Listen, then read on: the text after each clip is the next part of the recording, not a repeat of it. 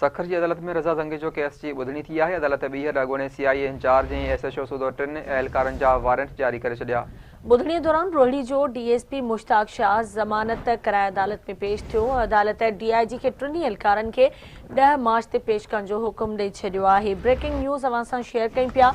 सखर जी अदालत में रज़ा ज़ंगे जो केस की ॿुधणी थी। अदालत ॿीहर अॻूणे CI इंचार्ज ऐं SHO सूदो 3 एहलकारनि जा वारंट जारी करे छॾिया। ॿुधणी दौरान रोहिड़ी जो DSP मुश्ताक शाह ज़मानत कराए अदालत में पेश थियो। अदालत DIG खे 3 एहलकारनि खे 10 मार्च ते पेश करण जो हुकुम ॾेई छॾियो। सखर की अदालत में रज़ा ज़ंगे जो केस की ॿुधणी थी आहे। अदालत ॿीहर अॻूणे CI इंचार्ज ऐं SHO सूदो 3 एहलकारनि जा वारंट जारी करे छॾिया। इन हवाले सां लाइन ते मौजूद आहे सखर खां मौलड़ो महर। जी मौलड़ा महर, कहिड़ा तफ़सील आहिनि? जी बिल्कुल, सखर अदालत मुबैना मुकाबले में मारिजी वियल रज़ा ज़ंगे जो वारिसदी फरियाद में 3 जेके आहिनि SHO जा हिकु भेरो ॿीहर गिरफ़्तारी वारंट जेके आहिनि जारी कया विया आहिनि।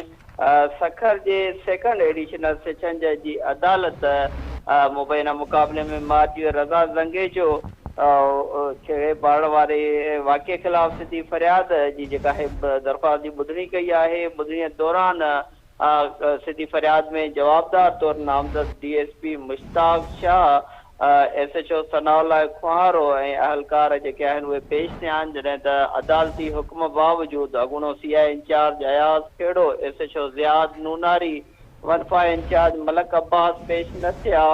उन दौरान DIG जे नुमाइंदे DSP बदर भुट्टो खां अदालत पुछाणो कयो, जंहिं ॿुधायो त इंस्पेक्टर अयाज़ खेड़ो, SHO ज़ियाद नूनारी ऐं मलक अब्बास सखर मां बदिली थी विया आहिनि। उन करे जेके आहिनि अदालत जे तरफ़ां जेको गिरफ़्तारी वारा नोटिस जारी कया विया आहिनि उहे नोटिस उन्हनि ताईं नाहियूं पहुचाए सघिया।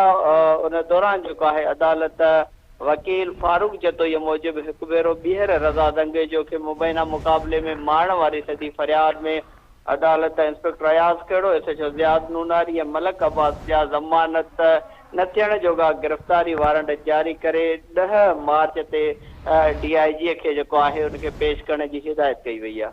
जी ठीकु आहे, मुंहिंजी महिरबानी मोड़ बार अपडेट करण लाइ।